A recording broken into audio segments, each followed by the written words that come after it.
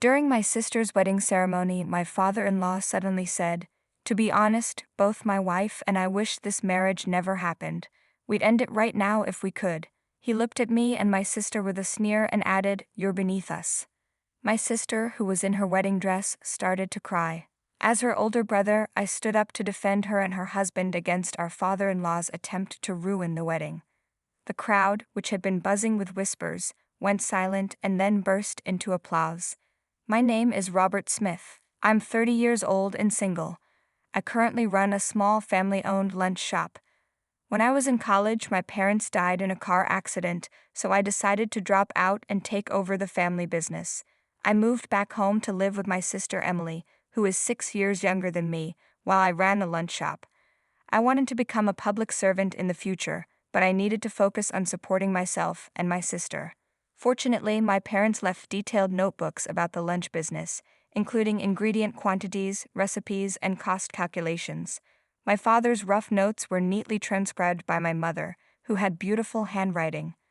Our shop sign, "Smith's Packed Lunch," was handwritten by my mother, adding a personal touch. She always taught me, "Your writing reflects your heart, Robert. Let's make sure you write beautifully." Even though we live in a digital age, I've always cherished handwritten letters. Emily, influenced by me, also had beautiful handwriting. The small 5 square meter shop and the handwritten recipes are precious assets left by my parents. With the help of loyal part-time workers, I learned how to make the packed lunches. I even earned a culinary license while working. Emily often helped me, which was a great relief. When I was 24 and Emily was 18, she said, "Robert, after I graduate, I'll help you with the shop." I replied, "No, you don't have to push yourself. I'll manage somehow. You should do what you want, Emily." Emily responded, "If I can choose, making packed lunches is what I want to do right now." After graduating from high school, Emily immediately started helping with the family business, for which I was truly grateful. With her help, I began developing original menus. I analyzed what was selling well, refined each packed lunch, reduced the number of items, and focused on a lineup of key products. "Robert, the fried chicken is selling like crazy recently. I modified Dad and Mom's recipe. It's a garlic and ginger sauce flavor that appeals to local tastes. Our spiced chicken curry is also doing pretty well. I hope it continues to do well. Should we increase how much we make?" Emily suggested. As she had predicted, the fried chicken became a hit, spreading quickly by word of mouth. Some regular customers even started ordering the fried chicken curry, which wasn't on the menu, and it eventually became a staple. My father often said, "Our customers are helping our shop grow." Although busy times could be hectic, seeing the part-time workers and Emily working hard along with the happy faces of our customers naturally eased my fatigue after work. As the second-generation owner, I began to believe that Smith's Packed Lunch had the potential for growth and that there was much more we could achieve. "Welcome." Emily's cheerful voice echoed through the store. "Oh, that man is here again. He's a recent regular customer.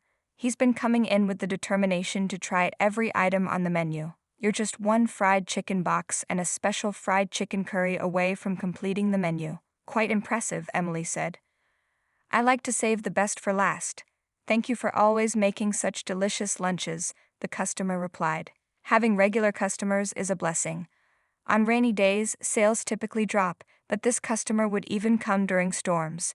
"Robert, I have something to tell you," Emily said. "When I was 16, I started helping with the family business right after high school." John's father told Emily, "I'm looking for someone more suitable for John. I could introduce him to someone else. You might have had a tough life, but you are not suitable for my son. He's our precious eldest son. Please leave." Despite John's efforts to defend Emily, his father wouldn't listen. Emily came home feeling sad, embarrassed, and disappointed. "Not suitable, huh? I can't believe some parents still think like that in this day and age. I'm proud to be the daughter of a small packed lunch shop owner, but today I just feel shattered. The talk about status and everything made me cry. How can they judge you based on what little they hear?" Emily said, tears in her eyes. "John says he won't give up even if his father opposes. He wants to proceed with the wedding plans. We might end up eloping, you know. It sounds like a reverse Romeo and Juliet. It could be a tragic story." I told John not to push himself, but he said he couldn't imagine his life without me. He was serious enough to say he'd cut ties with his parents if that's what it took for us to be together. Whether that was the best decision for both of them was unclear. As her brother, I couldn't stand to see Emily cry. If anything bothers you, no matter how small, talk to me, I told her. Thanks, Robert. It must have been the first time Emily had ever been looked down upon, so it hurt her deeply. Tears welled up in her eyes again. John was very serious about marrying Emily. At home, Emily was writing wedding invitations by hand. She was steadily preparing for the wedding. It's their life after all, I thought, feeling like there was no room for me to intervene. Meanwhile, I was working on promoting the shop using a website and social media, even though I wasn't very familiar with computers and phones.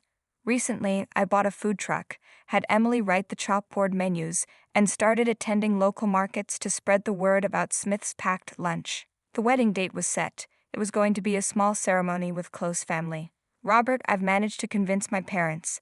Please attend the wedding without worry. I trust you, John, but Emily still insists on working at the shop. That's included in our plans. Having her work will be helpful. Robert, you know the customers come to get their energy from me, and you will miss me, right? Emily was my only sister, my only family. As her brother, it was my duty to let her go, but I felt a bit lonely. Her promise to continue helping with the shop was my only solace. The wedding day arrived. Seeing Emily, who usually wore a cotton bandana, apron, and jeans, now with her hair beautifully done and wearing a wedding dress, I was amazed at how stunning she looked. Thinking about all the struggles we went through, I couldn't help but shed tears at her radiant appearance. Robert, why are you crying? It's too early for that. We're just getting started. Oh, it's just dust in my eye. Ouch. I should take some pictures. I took out my rarely used DSLR camera and captured Emily from various angles. I must have clicked the shutter about 50 times. These photos would be precious memories of our time together. Robert, you're such a kind person. Thank you for everything. Please continue to support me. In truth, those words of gratitude were likely meant for our late parents. Ever since I dropped out of college, I've been a stand-in parent for Emily. I hoped I managed that role well enough. Overwhelmed by Emily's thanks, I turned away and cried. The ceremony proceeded as planned. The bride and groom sat at their seats, looking at us with a mix of shyness and happiness. It was time for the father of the groom's speech. Although John's father had initially opposed the marriage, John assured me he had convinced his father. Good day, everyone. I am Sam Thompson, the father of the groom, John. On this auspicious day, I thought as I watched the groom's father, I feel like I've seen that man somewhere before. He seemed accustomed to public speaking and was adept at holding the audience's attention. His speech was written on a long, vertically folded piece of paper, suggesting it would be lengthy. I expected it to be a heartfelt speech that would make the bride and groom happy. As I was saying, I run a food manufacturing company and plan to pass it on to my eldest son, John. He spoke about his company, how he had raised John with care, and his desire for John to inherit the business. This meant Emily's future would be secure. However, as the speech continued, it took a strange turn. I heard the bride's parents passed away early, and she's had a tough life as the daughter of a small packed lunch shop owner. In contrast, John graduated from graduate school and is set to become an elite. This is the very definition of disparity. Is this kind of misfortune acceptable? Frankly, both my wife and I wish this marriage never happened. We want it annulled immediately. The room began to buzz. The groom's father placed the letter on the bride and groom's table, as if to say, "Take this." A wedding speech that proposed breaking off the marriage. This wedding was orchestrated to humiliate us siblings. Emily was in tears, and John got furious at his father's selfishness, and stood up abruptly. I also stood up, seeing this, and signaled John to calm down. I took the father's letter and stepped up to the microphone. "What are you doing, young man? Why did you take my letter?" John's father said. "I'm next in line for the speech, so I took the liberty of coming up," I replied with a smile. The MC hurriedly introduced me. "I am Robert Smith, the bride Emily's brother." "Robert Smith? Who is this youngster?" John's father muttered, trying to recall. He looked at me, searching through his memory. "The groom's parents may oppose this marriage, but I support it. Though I may be just the son of a small packed lunch shop owner, my sister and I have shared many hardships together. We take great pride in the work we inherited from our late parents, and we always will. The room grew even more restless. I continued, "They say handwriting reflects the heart. Looking at this letter written by the groom's father, I see nothing but a regrettable and rude individual. Placing such a poorly written letter on the bride and groom's table is an insult to their special day." "What are you saying, you impertinent fool?" I said. "It's a mismatch," John's father shouted. "Do you know who I am?" "Mr. Thompson," I retorted firmly. "Ah, you're Robert Smith, the owner of Smith's Packed Lunch." Recognition dawned on his face. I usually wore an apron with a headscarf, but he finally matched the name with the person. "Regardless of what you say, even if this marriage seems like a modern-day Romeo and Juliet, I will support and watch over John and Emily as a brother and brother-in-law. Thank you for listening." The previously buzzing room fell silent and then erupted in applause. After the ceremony, John's father hurried over to me. "I didn't realize you were the owner of Smith's Packed Lunch. I sincerely apologize for my rudeness. I'm just the son of a packed lunch shop owner. I understand your point clearly." The father had once visited our shop with his executive, proposing to turn our popular fried chicken into a frozen food product and even expand into a chain of fried chicken specialty stores. It was a pivotal project for their company, and I had been on the verge of signing the contract, impressed by how much they valued my recipe. But after the way he humiliated my sister and me and embarrassed his own son at the wedding. "Your handwriting reveals your character." My mother's words were right. Handwriting reflects the heart. "Mr. Thompson, please consider the proposal null and void. It's impossible to work with you." "That's impossible. We've already finalized the package design and sent it to the printer. We've also contracted and renovated 6 stores. You acted too quickly. I haven't signed the contract. Moreover, this recipe is a treasured family secret, refined by me from my late parents' original. I'm not giving it away. You should look elsewhere. The Smith's Packed Lunch brand carries significant weight. Please reconsider." Suddenly, John interjected and cut into the conversation. "Dad, our relationship ends today as promised. I never expected such a betrayal. I'm cutting ties with you." "John, please reconsider. You're the only heir." John shouted with tears streaming down his face. "Who broke our promise first?" Thus, John ceased to be a son to his father. He took on our family name, becoming John Smith. After the tumultuous wedding, Emily and John moved into an apartment near the packed lunch shop. Emily's previously 0-minute commute turned into a 20-minute bike ride. Despite this, she continued to greet customers with her usual cheerful welcome and worked hard in both customer service and food preparation.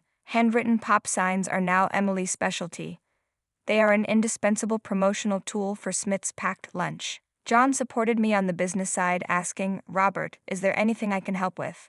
Cutting ties with his parents did not diminish John's exceptional marketing skills. He later established a digital marketing company. With no hair left, John's parents brought in a new president for their food manufacturing company from outside. However, as a chairman, Mr. Thompson was not good at delegating and quickly drove the new president out. He then took on the title of chairman and president himself, but his notorious reputation caused the company to shrink further. The cost of losing John was steep for Mr. Thompson. With John's help, I focused on product development. While creating hit products was challenging, Smith's Packed Lunch gained more recognition. The chicken curry John suggested was initially sold in local convenience stores and supermarkets, but now it can be reached nationwide through online sales. It was even featured in department store catalogs for holiday gifts. It felt like a small stone causing ripples in a pond, expanding slowly but surely. What our late parents built was now blossoming.